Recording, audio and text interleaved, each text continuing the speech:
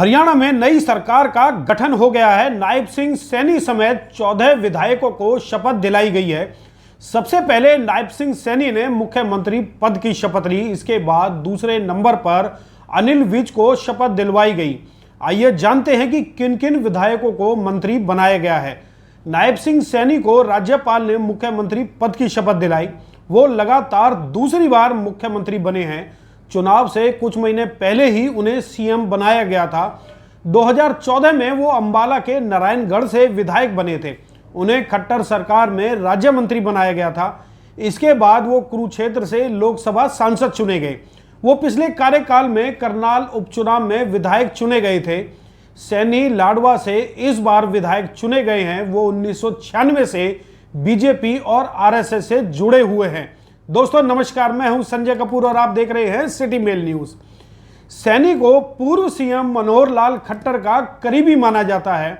वो ओबीसी समुदाय से आते हैं। नायब सिंह सैनी के बाद अनिल विज ने मंत्री पद की शपथ ली। अनिल विज हरियाणा में बीजेपी के सबसे सीनियर विधायक हैं। उन्होंने अंबाला कैंट से निर्वाचन क्षेत्र से लगातार 7वीं बार जीत हासिल की। विज मनोहर लाल खट्टर के सरकार में हरियाणा के गृह मंत्री भी थे। विज के पास स्वास्थ्य और खेल जैसे कई विभाग भी रहे। साल 2014 से पहले वे राज्य में बीजेपी विधायक दल के नेता थे। विज पंजाबी समुदाय से आते हैं। कृष्णलाल पवार ने भी कैबिनेट मंत्री की शपथ ली है। अनिल विज के बाद बीजेपी विधायक कृष्णलाल पवार ने मंत्री पद की शपथ ली। वो दूसरी बार मंत्री बने हैं। पवार दलित समुदाय से आते हैं। कृष्णलाल पवार पानीपत के इसराना सीट से विधायक बने हैं। वो कुल 7 बार विधानसभा चुनाव लड़े, जिनमें से 5 बार जीत हासिल की। पवार ने अभी हाल ही में राज्यसभा सांसद से इस्तीफा दिया था। कृष्णलाल पवार कभी पानीपत के थर्मल प्लांट में बिजली बोर्ड के कर्मचारी थे। उन्होंने इनेलो से राजनीति पारी शुरू की। वो इनेलो छोड़कर 2014 में बीजेपी में शामिल हुए। अब बात करेंगे विपुल गोयल की, जो कि फरीदाबाद से आते हैं। विपुल गोयल फरीदाबाद सीट से विधायक चुने गए हैं। वैश्य समुदाय से ताल्लुक रखने वाले गोयल दूसरी बार मंत्री बने हैं। 2014 में भी वो विधायक बने थे। जब साल 2016 में मनोहर लाल कैबिनेट का विस्तार हुआ तो विपुल गोयल को पर्यावरण एवं उद्योग मंत्री बनाया गया था। अब बात करेंगे गुरुग्राम के बादशाहपुर सीट से विधायक बने राव नरवीर की, जिन्हें कैबिनेट मंत्री पद की शपथ दिलाई गई है।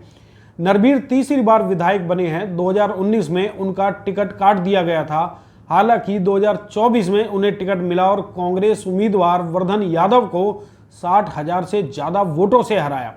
नरवीर यादव समुदाय से आते हैं। महिपाल ढांडा बीजेपी के बड़े नेता हैं। उन्हें भी कैबिनेट मंत्री पद की शपथ दिलाई गई है। ढांडा जाट समुदाय से आते हैं। महिपाल लगातार दूसरी बार सैनी कैबिनेट में शामिल हुए हैं। वो पानीपत ग्रामीण सीट से विधायक हैं। 2019 में भी यहां से विधायक चुने गए थे। बीजेपी नेता श्रुति चौधरी को भी कैबिनेट मंत्री पद की शपथ दिलाई गई है। वो तोशाम सीट से पहली बार विधायक बनी हैं। जाट समुदाय से ताल्लुक रखती है। श्रुति चौधरी राज्यसभा सांसद किरण चौधरी की बेटी हैं। श्रुति की मां किरण चौधरी भी हरियाणा सरकार में मंत्री रह चुकी हैं। तोशाम सीट से श्रुति चौधरी के परिवार के पास 50 साल से ज्यादा समय से राजनीति करने का अनुभव है। मां बेटी चुनाव से पहले ही कांग्रेस छोड़कर बीजेपी में शामिल हुई थी। बीजेपी नेता अरविंद शर्मा को भी कैबिनेट मंत्री बनाया गया है। वो 2024 के लोकसभा चुनाव में रोहतक से चुनाव हार गए थे। विधानसभा चुनाव में उन्हें बीजेपी ने गोहाना सीट से उम्मीदवार बनाया और उन्होंने यहां से जीत दर्ज की।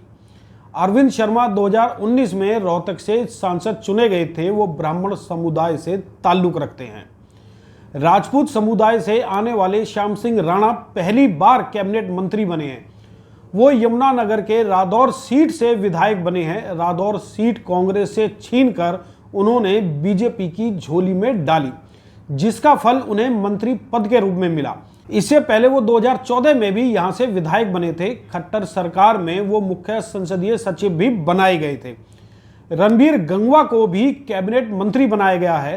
पिछली सरकार में वो डिप्टी स्पीकर थे। गंगवा हिसार जिले की बरवाला सीट से विधायक हैं। वो नलवा से भी विधायक रह चुके हैं। 2010 में इनेलो के टिकट पर राज्यसभा सांसद चुने गए थे। 2014 में उन्होंने इनेलो के टिकट पर नलवा सीट से जीत दर्ज की थी। 2019 में बीजेपी की टिकट पर नलवा से लड़े और जीत भी दर्ज की। इस तरह गंगवार लगातार तीसरी बार विधायक चुने गए हैं। 2 बार बीजेपी के टिकट पर विधायक बने हैं। रणवीर गंगवा ओबीसी समुदाय से आते हैं। कृष्ण बेदी बीजेपी के बड़े नेता हैं, उन्हें भी कैबिनेट मंत्री बनाया गया है। बेदी पूर्व सीएम मनोहर लाल खट्टर के राजनीतिक सचिव भी रह चुके हैं। वो दलित समुदाय से आते हैं। कृष्ण बेदी नरवाना से विधायक चुने गए हैं। इससे पहले वो मनोहर लाल खट्टर की सरकार में भी मंत्री रह चुके हैं। वो सामाजिक न्याय और अधिकारिता मंत्री थे। 2014 में बेदी शाहबाद से विधायक चुने गए थे। 2019 में हार का सामना करना पड़ा था। वो 20 साल से बीजेपी से जुड़े हुए हैं। पलवल से कांग्रेस के वरिष्ठ नेता करण सिंह दलाल को चुनाव हरा कर विधायक बने गौरव गौतम को हरियाणा सरकार में राज्य मंत्री स्वतंत्र प्रभार बनाया गया है। वो पहली बार पलवल से विधायक बने हैं। गौरव गौतम ब्राह्मण समुदाय से आते हैं और उन्हें पहली बार मंत्री बनाया गया है। केंद्रीय मंत्री राव इंद्रजीत सिंह की बेटी आरती सिंह राव को भी हरियाणा सरकार में राज्य मंत्री बनाया गया है। आरती राव को राज्यपाल ने मंत्री पद की शपथ दिलाई। आरती अटेली से पहली बार विधायक बनी हैं। वो पहली बार मंत्री भी बन गई हैं। आरती यादव समुदाय से आती हैं। गुर्जर समुदाय से आने वाले राजेश नागर को भी राज्य मंत्री बनाया गया है। वो फरीदाबाद की तिगांव सीट से विधायक हैं। पेशे से बिजनेसमैन हैं। उन्होंने तिगांव से लगातार दूसरी बार जीत दर्ज की है। उन्हें सीएम नायब सिंह सैनी और पूर्व सीएम खट्टर का करीबी माना जाता है।